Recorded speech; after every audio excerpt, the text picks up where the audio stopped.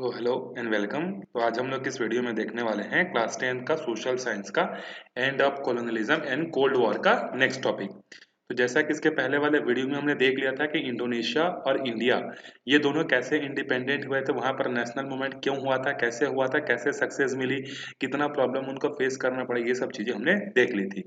अब आगे देखते हैं कि वियतनाम में किस तरीके से जो है इंडिपेंडेंस जो है पाई। Vietnam freedom struggle is 20th century epic. मतलब 20वीं सेंचुरी की मतलब एक एपिक स्टोरी है अपने आप में वियतनाम के फ्रीडम स्ट्रगल की।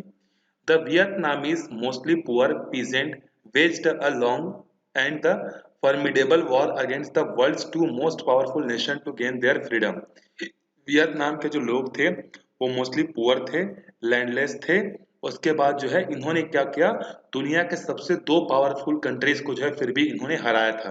कौन से दो पावरफुल कंट्रीज को हराया था? आंसर है रशिया और अमेरिका। दोनों को जो है इन्होंने हराया था। Vietnam along with the neighboring countries Laos and the Cambodia were French colonies।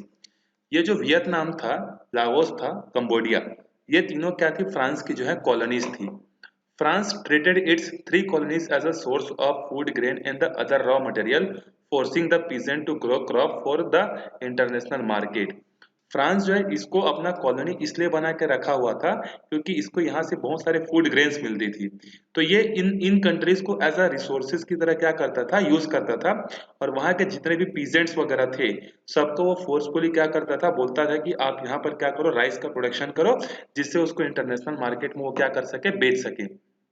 During the Great Depression of 1929, when food grains prices fell drastically in the global market, the indebted peasants of Vietnam were forced to sell their land to the money lenders and big landlords। जब 1929 में great depression आया, पूरी दुनिया में depression आया, इसके बारे में हम लोग पढ़ चुके हैं।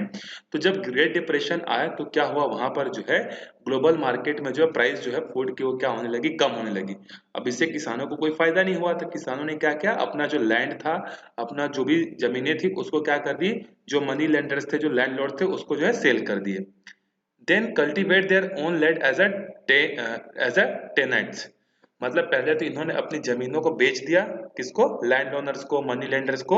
और फिर उन्हीं से उधारी लेकर उसी जमीन पर क्या करने लगे, फिर से खेती जो है करने लगे। The French rulers did not want to educate middle class to emerge in its colonies, so it did not allow colleges and the universities to be established in the country। ये जो फ्रांस है ये क्या चाहता था कि Vietnam में कोई मिडिल क्लास मतलब पढ़ा लिखा ग्रुप जो है कोई खड़ा ना हो, क्योंकि अगर एक पढ़ा लिखा सेक्शन अगर वहां हो जाएगा तो वहां पर फिर से इंडिपेंडेंस के लिए जो है मूवमेंट स्टार्ट हो जाएगी, जिस तरीके से इंडिया में हुई थी। तो उसी तरीके से फ्रांस के लोग ये नहीं चाहते थे कि वियतनाम के लोग ज्यादा पढ़े लिखे हों, क्योंकि ज्यादा पढ़े लिखे होने से इंडिपेंडेंस की बातें करते हैं करके। ठीक है, इसीलिए वहां पर ज्यादा स्कूल नहीं थी, कॉलेजेस तो बहुत ही कम थी। The Vietnamese had to go to the France to pursue higher education. इसीलिए उनको क्या करना पड़ता था, हायर एजुकेशन जो है अचीव करने के लिए फ्रांस जो है जाना पड़ता था। Despite this restriction, a fairly large number of people were able to pursue their education abroad and return home। इतना restriction होने के बावजूद, इतनी फैसिलिटी ना होने के बावजूद भी वियतनाम के बहुत सारे लोग क्या गए थे, फॉरेन एजुकेशन के लिए गए हुए थे, और वहां से एजुकेशन करने के बाद जो है वो क्या हुए, वापिस जो है अपने वियतनाम में जो है आए थे। During the second world war Japan captured Vietnam. Second world war जब हुआ तो जापान ने क्या किया, फ्रांस को हरा दिया और जब वियतनाम को जो है कैप्चर कर लिया। The nationalist Vietnamese launch the Viet Minh movement under the leadership of the communist ideologist Ho Chi Minh with the support of the USSR.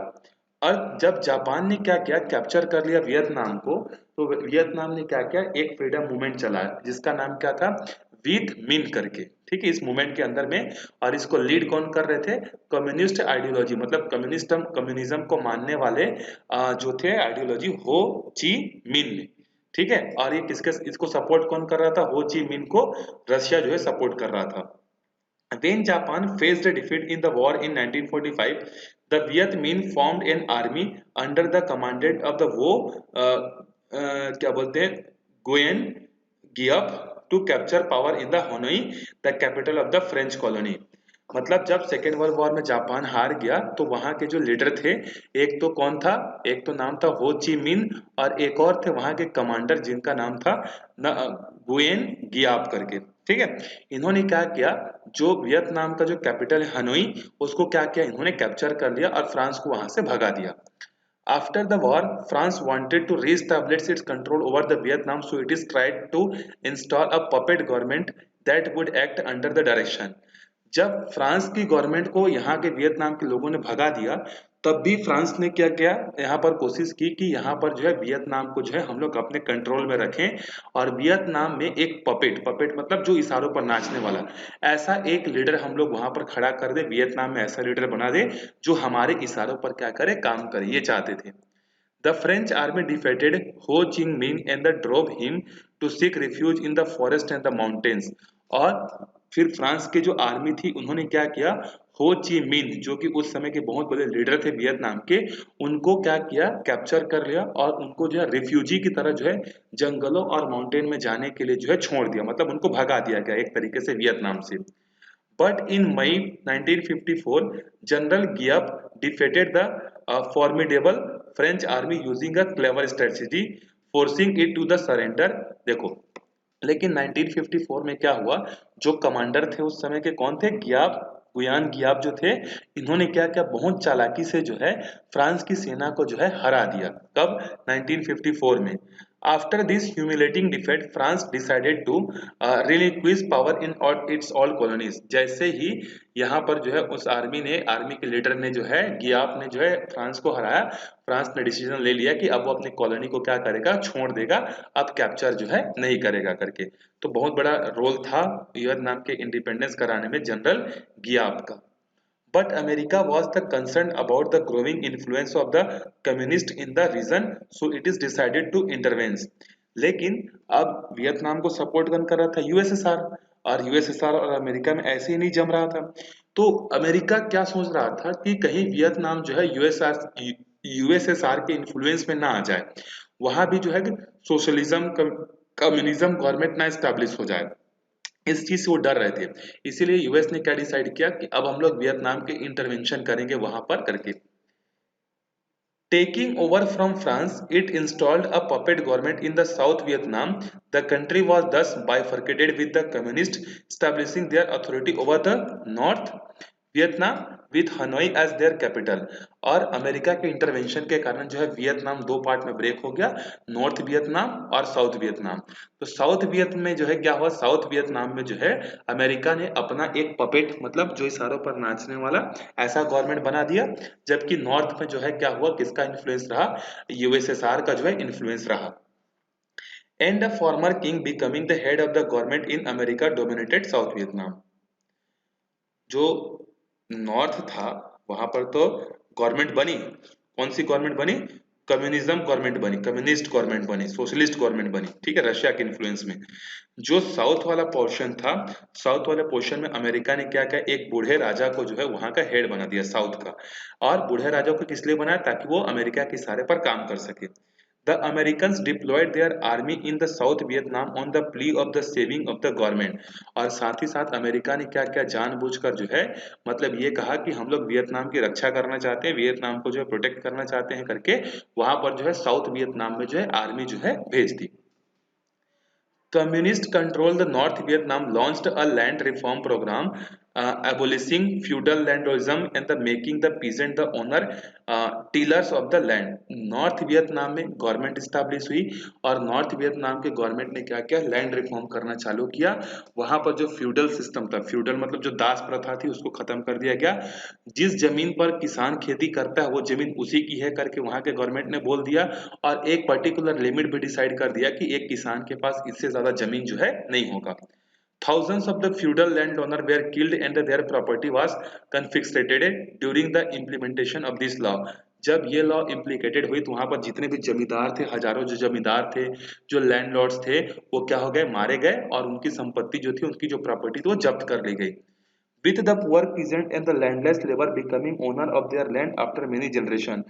और कई जनरेशन के बाद क्या हुआ, वहां पर जो खेती करने में, खेत में जो काम करने वाले जो किसान थे, उनके नाम पर जमीनें हुई।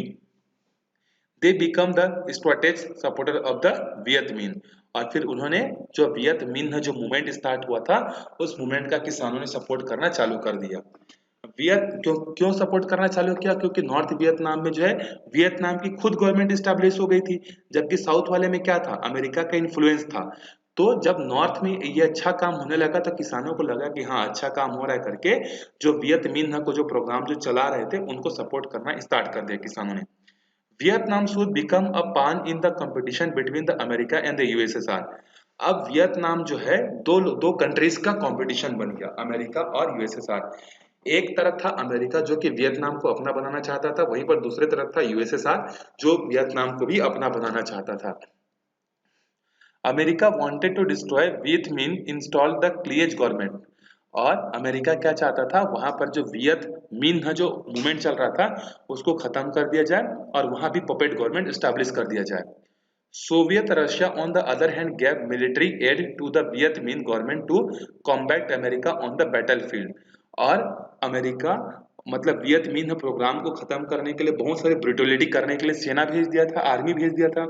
तो रशिया ने भी क्या किया, अमेरिका को हराने के लिए वियतनाम का सपोर्ट करने के लिए जो है उसने भी अपनी आर्मी जो है वहां पर भेज दी, कहा वियतनाम में। The Americans carpet bombed North Vietnam using the deadly chemical weapons Agent Orange that devastated all the vegetation over all the vast area with not even the blade of the grass growing for the decades। अब south में तो America का control था, लेकिन north Vietnam में control नहीं था। तो अमेरिका ने क्या किया, नॉर्थ वियतनाम में जो है बॉम्बार्डिंग करनी स्टार्ट कर दी और बहुत खतरनाक बॉम्बार्डिंग की। और ये बॉम्बार्डिंग ऐसी थी जिसके कारण से कई सालों तक वो जमीनें जो है बैरन रही। उस जमीनों पर जो है घास भी नहीं होगा जहां जहां पे बॉम्बार्डिंग की गई थी, इतना ब्रुटलिटी थी। The horrifying picture of this merciless devastation of the life and the property beamed by the media stunned the world, while the Vietnamese continuing to fight America despite the devastation। मतलब north Vietnam में America ने इतना ज्यादा damage कर दिया था कि पूरी दुनिया जो थी इस इंसिडेंट को देखकर जो है क्या हो गई थी, शॉक्ड में पड़ गई थी। लेकिन वियतनामीज जो थे वो इतना चीज होने के बावजूद भी इन्होंने सरेंडर नहीं किया था, बल्कि ये लड़ते रहे अमेरिका के खिलाफ। अमेरिका उस समय बहुत पावरफुल था, वियतनाम छोटा कंट्री था, फिर भी हार नहीं माना। देखो इसको बोलते हैं लड़ाके। Thousands were killed in the both sides, हजारों लोग मारे गए दोनों साइड से। Gradually, the common citizen of USA began opposing what they are perceived as a senseless war, with the thousands participating in the anti-war protests across the American continent। America के लोग भी इस चीज को देख रहे थे और अमेरिका के लोगों ने भी क्या किया, प्रोटेस्ट करना चालू कर दिया कि जो अमेरिकन गवर्नमेंट वियतनाम में कर रही है ये गलत है, बेकार में लड़ाई हो रही है, ये लड़ाई बंद होनी चाहिए करके। Many of them were veterans of the war who had seen the senseless killing and the revolt by them। और इन लोग सबको देख रहे थे किस तरीके से मारे जा रहे हैं, किस तरीके से रिवोल्ट हो रहा है, इसलिए डिमांड कर रहे थे। They demanded that America withdraw from the war। America के लोग ये चाहते थे कि अमेरिका जो है वो वॉर से पीछे हट जाए। Eventually, 1974, President Richard Nixon announced the withdrawal of the America forces from the Vietnam। और फिर अमेरिका के लोगों के प्रेशर में आकर जो है 1974 में जो है अमेरिकन प्रेसिडेंट रिचर्ड निक्सन ने क्या किया, मतलब ये जो विथड्रॉ है, जो वियतनाम में जो लड़ाई कर रही थी उसको विथड्रॉ कर दिया और अपनी आर्मी को वापस बुला लिया। The South Vietnamese government could not survive for the long without American support, and the two parts of the Vietnam merged once into the unified country on the 30th April 1975। फिर जो south Vietnam था, अब America वहां से वापस चला गया। पहले साउथ वियतनाम को पपेट एक राजा चला रहा था, लेकिन एक्चुअल में कौन चला रहा था, अमेरिका।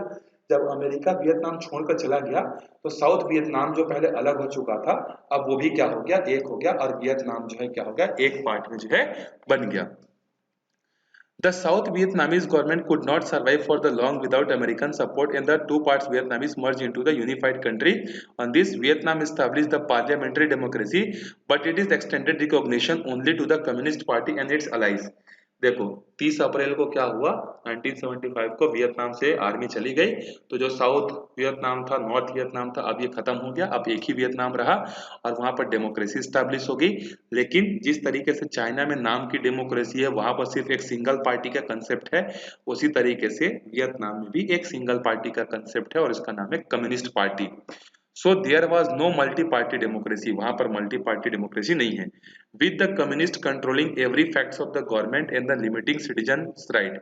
और ऐसा नहीं कि जिस तरीके से हमारे यहाँ के लोगों को बहुत सारा राइट्स मिला हुआ है, ऐसा राइट्स वियतनाम के लोगों को मिला हुआ है, बिल्कुल भी ऐसा राइट्स उनको मिला हुआ नहीं है।